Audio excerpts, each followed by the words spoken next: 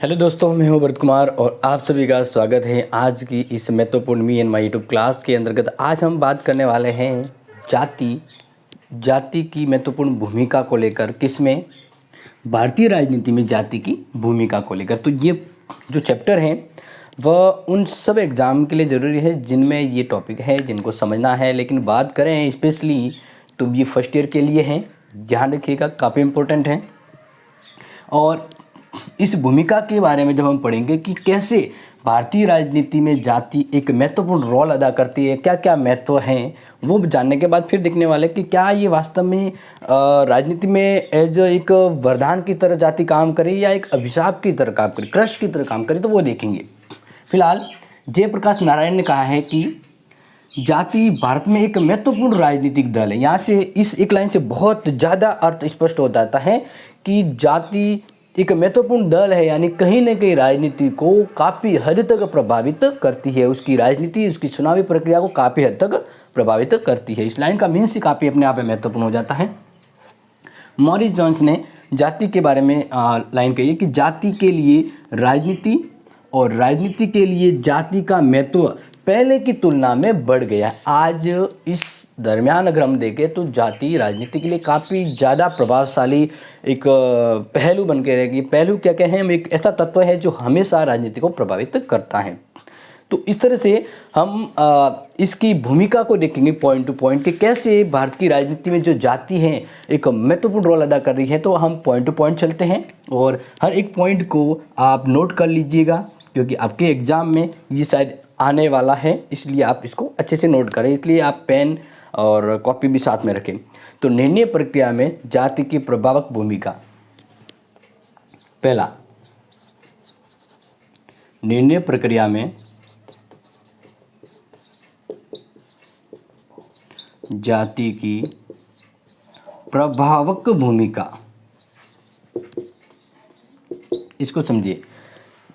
यहाँ पर हम अगर बात करें तो जैसे कि आपने देखा होगा जितने भी राजनीतिक दल होते हैं, ठीक है, अब ये जो राजनीतिक दल हैं उसमें जब ये चर्चा होती है कि किस पार्टी को कौन सा या किस व्यक्ति को किस पार्टी से चुना जाना है, या अगर मैं बात करूं तो अगर फलाना कोई एरिया है तो अगर मैं एक राजनीतिक दल का अध्यक्ष हूं तो मैं अगर आहोर, जालोर, जोधपुर, जहां का क्षेत्र है, अगर वहां पे मुझे जीतना है तो मैं ये देखूंगा कि उस क्षेत्र में कौन सी जाति ज़्यादा है, तो उस जाति के बंदे को मैं इलेक्शन में खड़ा करने के लिए उसे वोट दूंगा। तो डेफिनेटली उस जाति के लोग उसको वोट देंगे, तो इस तरह से वो पार्टी जीत जाती। तो यहाँ पर क्या है?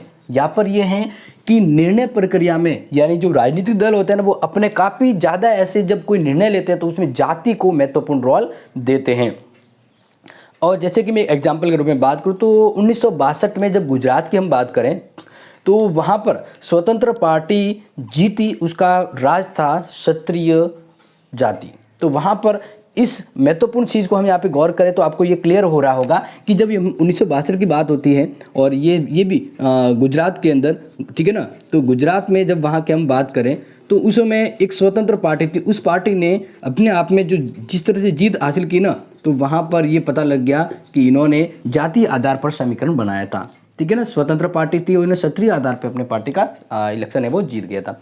इसी तरह पॉइंट नंबर 2 आ जाता है। पहला पॉइंट आपको समझ में आ गया होगा कि काफ़ी ज़्यादा प्रभावक भूमिका निभाती है। दूसरी, जातिगत आधार पर मतदान व्यवहार। जातिगत आधार पर मतदान व्यवहार, ये पॉइंट तो शायद आपको लिखते लिखते ही समझ में आ गया होगा, बिल्कुल आ गया होगा। क्योंकि अगर हम सरपंच के चुनाव में भी जाते हैं और बात करते हैं कि भाई हम देखते हैं कि सरपंच जो खड़े हो रहे हैं वो कौन सी जाति के हैं, कौन कौन से उम्मीदवार हैं, तो ज़्यादातर यही देखा जाता है कि जो लोग सरपंच को वोट देते हैं तो उसमें जाति को महत्व देते हैं। हाँ, ये तो फलाने ही जाति का है, ये हमारी जाति का, हम तो इसे ही वोट देंगे। तो ये चीज़ आपको दिख गई होगी। तो कहीं ना कहीं ये पंचायती राज व्यवस्था आगे ही राजनीति का ही एक रूप है। या और कभी जैसे विधानसभा के चुनाव वगैरह देख लीजिए तो ज़्यादातर ये देखा जाता है कि जो मत देने वाले जो लोग होते हैं, मतदाता, वे भी जाति महत्व को ध्यान में रखकर ही अपना वोट देते। तो लोगों के जो वोट देने का जो व्यवहार है वो भी बदल जाता है, किस आधार पे, जातिगत आधार पे बढ़ जाता है और बच जाता है। इससे क्या होता है कि वो एकजुटता आ जाती है, जाति जाति के मध्य क्या आती है, एकजुटता आ जाती है। तो ये एक बहुत ही महत्वपूर्ण पॉइंट अपने सामने आ जाता है जो आपने ध्यान रखा होगा। अगर मैं कुछ एक एग्जांपल दूं तो जैसे हम देखें कि 1971 का लोकसभा चुनाव हो, 1977 का लोकसभा चुनाव हो या 1980 का, ठीक है, तो इन सभी में जातिगत समीकरण को काफ़ी ज़्यादा देखा गया। तो ये एक महत्वपूर्ण रोल और मत देने वाले लोगों के व्यवहार को भी प्रभावित करते हैं। अब बात करते हैं कि ये तो यहाँ पे इलेक्शन के दरमियान जाति इतना प्रभावकारी रोल अदा कर रही है। अब अगर मान लीजिए कि अगर कुछ जाति के आधार पे वोट देने के बाद वह बंदा अगर जीत के जाता है, यानी मंत्रिमंडल में आ जाता है, तो फिर क्या होगा। नेक्स्ट पॉइंट इसी पे डिपेंड है कि मंत्रिमंडल के निर्माण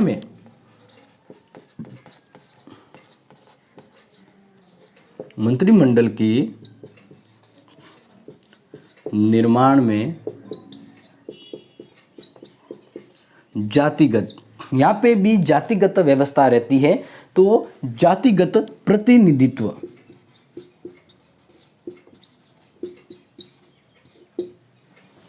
अब देखिए जैसे मान लीजिए जाति के आधार पे जब विधानसभा में या लोकसभा में वोट हो गए, अब जाति के अकॉर्डिंग जिन जातियों को मैं तो ध्यान में रखते हुए लोगों ने मतदान दिया, तो मतदान के अनुसार जाति व्यवस्था का जो गढ़ है वह चुनाव में जीत के आ जाता है। तो जब मंत्रिमंडल बनाएंगे, प्रधानमंत्री का मंत्रिमंडल हो, तो मंत्रिमंडल में वही मंत्री होते हैं जो उस दल के प्रभावकारी होते हैं। जब कोई भी अगर सरकार मंत्रिमंडल भी बनाएगी, उसका बहुमत दल वाला जो दलीय राजनीति है, तो उसमें भी जाति व्यवस्था के लोगों को स्थान दिया जाएगा। ये देखा जाता है। जैसे केंद्रीय मंत्रिमंडल की बात करें तो वहाँ पे जैसे हरिजन है, या इसके अलावा बात करें सिख, मुसलमान है, ब्राह्मण है, जाट है, राजपूत है, तो इन सभी को मंत्रिमंडल में स्थान दिया जाता है। मतलब ये रखा जाता है ना, जैसे आपने देखा होगा कि भाई फलाने जाति का तो कोई मंत्रिमंडल में व्यक्ति है ही नहीं, इसका मतलब ये मंत्रिमंडल सही नहीं लग रहा है, तो लोग उससे अपेक्षा नहीं रखेंगे। तो इसी तरह जैसे हम कहीं भी कोई प्रोग्राम करते हैं, ऐसा कुछ समाज का कुछ सम्मेलन हो रहा है, तो हर जाति के व्यक्ति को बराबर महत्व दिया जाता है। तो इसी तरह जाति है वो इतना प्रभावकारी रोल अदा कर रही है कि अब हर मतलब मंत्रिमंडल तक प्रभावित करती है। और मंत्रिमंडल बनाते समय वो दलीय व्यवस्था जो होती है वो ध्यान रखती है कि किसी भी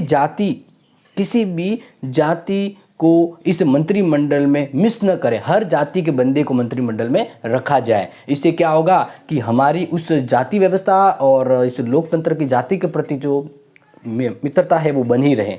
वरना दोबारा जो दल कहता है कि अगर फलानी जाति के व्यक्ति को मंत्रिमंडल में नहीं रखा तो शायद दोबारा हमें वोट ना मिले। तो इस तरह से आप समझ रहे हैं, ये पॉइंट काफ़ी इंपॉर्टेंट हो जाता है। पॉइंट नंबर आता 4 कि राजनीति में जाति और क्या महत्वपूर्ण रोल अदा करती है। तो जातिगत दबाव समूह आपने सुना होगा।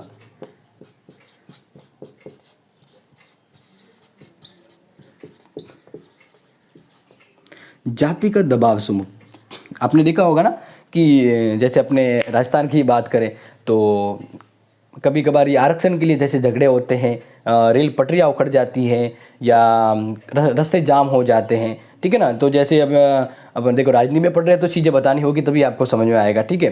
तो जैसे हम बात कर लें, भले SC/ST से संबंधित हो, OBC से संबंधित हो या और किसी से संबंधित हो, तो अपनी जातिगत मांग के लिए वह सरकार के ऊपर प्रेशर डालते हैं और अपना हित मान लेते हैं। जैसे मान लीजिए अभी बीच में ही जैसे कोई आरक्षण जैसे खत्म हो रहा था, किसी कैटेगरी को आरक्षण निकालने जा रहे थे, तो उन्होंने फिर सरकार के ऊपर जाति के रूप में इकट्ठे होकर उस सरकार के ऊपर दबाव डाला। और जब जातिगत समूह इकट्ठे होकर सरकार पर दबाव डालती है तो सरकार में उसके ही प्रतिनिधि जो चुने जाते हैं वो भी सरकार के ऊपर दबाव डालते हैं। तो इस तरह से अगर देखा जाए तो जाति एक प्रेशर ग्रुप है जो प्रेशर डालती है राजनीति पर, उस सरकार पर और उस लोकतंत्र पर। और इस तरह से वह जो राजनीति है, वो जो शासन है, वो भी जाति के आधार पर उसके फेवर में काम करती हैं। ये आपने देखा होगा, काफ़ी बार देखा होगा। अब जैसे अगर मैं बड़े लेवल पे बताऊं तो तमिलनाडु के अंतर्गत बात करें तो नडार जाति है, गुजरात में क्षत्रिय महासभा है, बिहार में यादव जाति है, आदि ऐसे महत्वपूर्ण दलीय राजनीति के जाति समूह होते हैं जो उनकी सरकार उसकी राजनीति को प्रभावित करते हैं। ठीक है, ये चीज़ आपको समझ में आ गई होगी। पॉइंट नंबर 5 जो ध्यान रखें, बहुत इंपॉर्टेंट रह जाता है, वो है जाति एवं प्रशासन। अब तो ये चीज़ें काफ़ी बदल गई हैं। पहले मतलब निम्न जातियाँ थी जो सरकार या प्रशासन में नहीं आती थी। अब आरक्षण की बदौलत काफ़ी जातिगत समीकरण बदला है। अब यहाँ तक देखें ना कि संविधान बनाया तब उसमें भी अनुसूचित 5 के अंदर SC/ST वर्ग के लिए अलग से आरक्षण, अलग से प्रावधान किया गया है। या जैसे बात करें कि 1983 के अंदर OBC वर्ग को 27% आरक्षण दिया गया। तो जाति व्यवस्था में इतना दम है कि इन्होंने संविधान में नियम बनाने तक को प्रभावित कर लिया। और इस तरह से अब प्रशासन भी चलेगा। जब संविधान के द्वारा प्रशासन यानी सरकार और प्रशासन चलता है तो उसमें भी ये जो प्रावधान है वो लागू होते हैं, तो सरकार भी और उसके प्रशासन भी प्रभावित होते हैं। ये आपने देखा होगा। जैसे हम संविधान की 5वीं अनुसूची की बात करें, ठीक है, उसके अंदर SC/ST के बारे में जो प्रावधान किए गए, या 6ठी अनुसूची बात करें, या 1983 के अंदर जब संविधान में संशोधन किया गया तो OBC को आरक्षण दे दिया गया 27%। तो इस तरह से फिर इसी के अकॉर्डिंग राज्य में शासन सरकार चलती है। तो इसका मतलब जाति है वो प्रशासन को काफ़ी हद तक प्रभावित करती है। आज तो काफ़ी चीज़ें बदल गई है, आपने देखा हो। तो ये एक ऐसी व्यवस्था है कि जाति न राजनीति को, दल को, बल्कि प्रशासन को भी प्रभावित करती है और अपने फेवर में काम करवाती है। ये चीज़ आपको समझ में आ गई। अब बात करते हैं पॉइंट नंबर 6 जो इम्पोर्टेंट है, ध्यान रखिएगा। राज्य राजनीति में जाति, राज्य राजनीति में जाति यानी राज्य की राजनीति। बिल्कुल, अभी तक हमने रूबरू सबको देखा। अब जगह जाति की राजनीति की बात करें तो जैसे कि माइकल ब्रेशर ने कहा है कि अखिल भारतीय राजनीति की अपेक्षा अगर हमें राज्य के ऊपर ध्यान दिया जाए तो जातिवाद व्यवस्था राज्यों में बहुत ज़्यादा लेवल पर पाई जाती है। इनका प्रभाव असर राज्य की राजनीति में ज़्यादा दिखता है। केंद्र में तो मान लीजिए थोड़ा कम हो, लेकिन राज्य विशेष में किसी जाति का प्रभाव बहुत ज़्यादा होता है। ये इस पॉइंट के अंदर कह रहे हैं। जैसे कुछ हैं ऐसे राज्य जिसमें जाति अपने आप में उस राज्य की चुनाव प्रक्रिया, मंत्रिमंडल, प्रशासन सबको प्रभावित करती है। जैसे बात करें तमिलनाडु, आंध्र प्रदेश, तेलंगाना, महाराष्ट्र, हरियाणा, राजस्थान, बिहार, यहाँ पर हमने अध्ययन करके विश्लेषण के आधार पर यह निष्कर्ष निकाला है कि इन क्षेत्रों में जाति आधार पर समीकरण बदलते रहते हैं। और उत्तर प्रदेश, बिहार में तो जातिगत राजनीति की मिसाल ही बन चुके हैं यादव जाति। तो हम बात करते तो इसका मतलब उस चुनाव में जब इलेक्शन लड़ेंगे तो राजनीतिक दल भी जितना चाहे तो वोट किसको देंगे, टिकट उस जाति को देंगे, उस जाति के व्यक्ति को मंत्रिमंडल में भी लाएंगे, प्रशासन में भी उसके संदर्भ में होगा। यानी काफ़ी चीज़ें ये होती है, वो जाति उसको तालमेल और बैलेंस भी करती हैं। तो ये चीज़ आपको समझ में आ रही होगी। यानी भारत की राजनीति में अगर देखें बाकी देशों की अपेक्षा तो काफ़ी हद तक यह राजनीति राज्य और प्रशासन को प्रभावित करती है।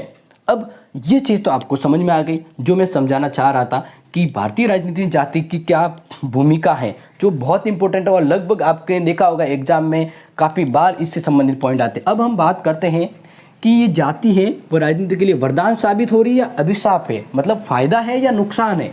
समझ में आ रहा है ना मैं आपको ये जो पॉइंट कह रहा हूँ। तो ये पॉइंट देख लेते हैं, लास्ट 1 मिनट का रह गया। इसी के साथ अपना ये जो क्लास और आज का जो टॉपिक है वो भी ख़त्म हो जाएगा। अगर क्लास इंपॉर्टेंट लग रही है ना दोस्तों तो इसको शेयर तो ज़रूर कीजिएगा, क्योंकि हम आपके लिए प्रयास करें तो आपका थोड़ा प्रयास हमें मोटिवेशन देता है।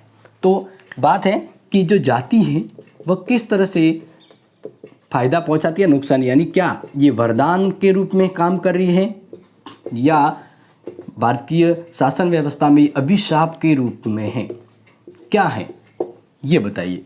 तो हम जब इसको पढ़े तो आपको निष्पक्ष होकर इसके बारे में सोचना है। तो जैसे मैं कुछ हद तक बताऊं तो या फिर कैसे विद्वानों की बात करें तो कई लोग कहते हैं कि जो जाति है वह राजनीति के लिए एज ए कैंसर की भूमिका निभाती। किसकी भूमिका निभाती? कैंसर, यानी जैसे कैंसर लग जाता है ना तो व्यक्ति को मरना ही मरना है, मरना ही मरना है। वैसे ही अगर राजनीति में जाति आ गई तो इसका मतलब राजनीति तो गई बेटा, राजनीति गई। वही चीज़ यहाँ पे होती है। यानी काफ़ी लोग कहते हैं कि जो राजनीति के जाति कैसी है, जाति एज ए कैंसर की भूमिका निभाती है, ऐसा मानने वाले ये कहते हैं। इसके अलावा जैसे बात करें तो जाति प्रथा को राष्ट्रीय एकता के मार्ग में बाधा माना जाता है, यानी एकता में बाधक, एकता में बाधक यहाँ तक माना जाता है। मैं आपको इसके वरदान अभिशाप के बारे में बता रहा हूँ। तो पहले हम बात करते हैं एक पक्ष की ओर। अपन एक पक्ष को देखते हैं तो एक पक्ष के रूप में जो हमारे सामने पॉइंट आ रहे हैं, जाति कैंसर के रूप में है, जाति एकता में बाधक की जो महत्वपूर्ण भूमिका निभाती है, और इसके अलावा जाति व्यवस्था से व्यक्तियों में पृथकता की भावना आती है।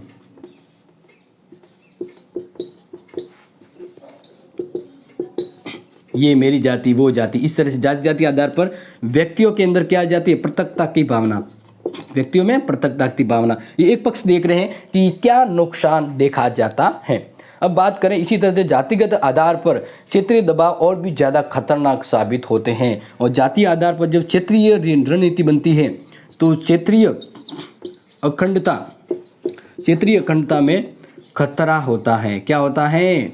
खतरा। तो ये जैसे हम देखें जाति की राजनीति में आने से ये चीज़ें तो कहीं ना कहीं दिखती है। अब बात करते हैं इसका दूसरा पक्ष क्या कहता है। दूसरा पक्ष क्या कहता है? क्या दूसरा पक्ष जाति की राजनीति में होने से अच्छाइयाँ है या नहीं?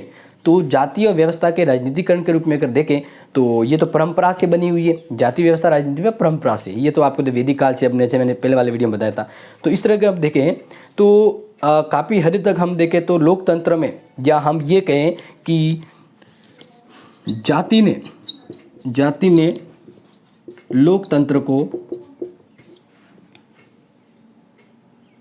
लोकतंत्र में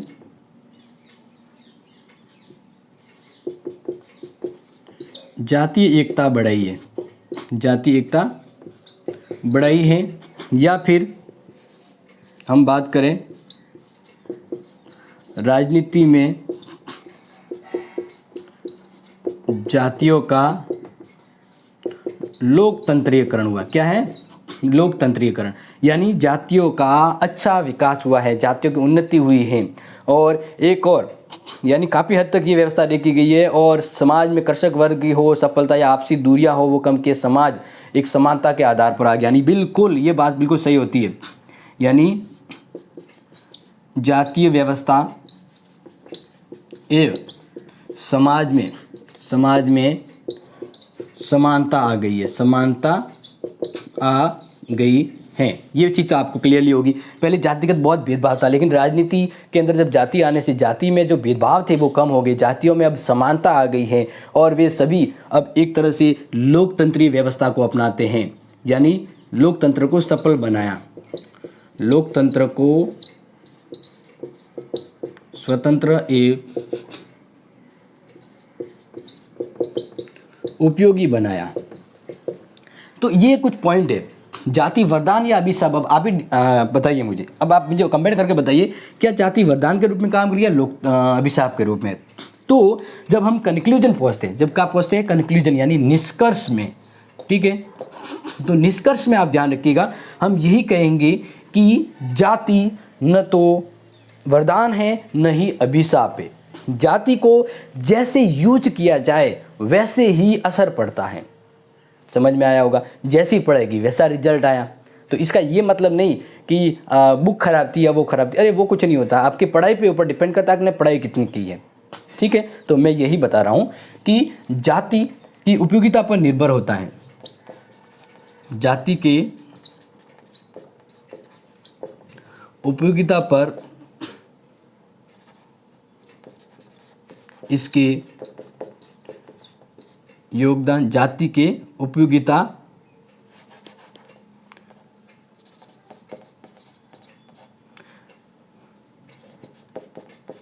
असर का प्रभाव पड़ता है। तो हम यही कहते हैं फाइनली कि जाति न तो वरदान है न ही अभिशाप है। जैसा जाति का यूज किया जाए, जाति का जितना यूज जिस तरह से किया जाएगा वैसा ही इफेक्ट पड़ता है। यानी जाति न तो अभिशाप के रूप में होती है और न ही वरदान के रूप में होती है। और काफ़ी हद तक ये देखा गया जाति एक स्वाभाविक तत्व होती है, इसलिए इसको हम वरदान अभिशाप के मोल तोल में नहीं कर सकते। जाति के तत्व का प्रभावकारी हित भी होता है और अहितकारी भी होता है, कभी फ़ायदा भी होता है कभी नुकसान भी होता है, ठीक है ना। और कभी देखें तो कमज़ोर वर्गों को फ़ायदा होता है जाति से, जाति की व्यवस्था से कमज़ोर वर्गों को काफ़ी फ़ायदा हुआ, इक्वलिटी बराबर आई। लेकिन जाति व्यवस्था अपनी सीमाओं को अगर लाग कर जाए तो कुछ रिजल्ट बनता है। तो जाति व्यवस्था की बात करें, जो जाति व्यवस्था का निष्कर्ष यही है कि यह यानी जाति की भूमिका उसके उपयोग पर निर्भर है। इसलिए अभिशाप या वरदान में नहीं तोल सकते। तो फाइनली ये कंक्लूजन आपके सामने है। तो कैसी लगी आज की क्लास ज़रूर बताइएगा। और आपका एग्ज़ाम का सिलेबस इस बार कैसा होगा उसका वीडियो है वो आप आई बटन में या फिर प्लेलिस्ट में जाके ढूंढ सकते हैं। मिलेंगे दोबारा आपसे महत्वपूर्ण क्लास में, तब तक के लिए इस क्लास को और आपके फ्रेंड्स को इस अपडेट के बारे में ज़रूर बताइएगा। Thank you, have a nice day.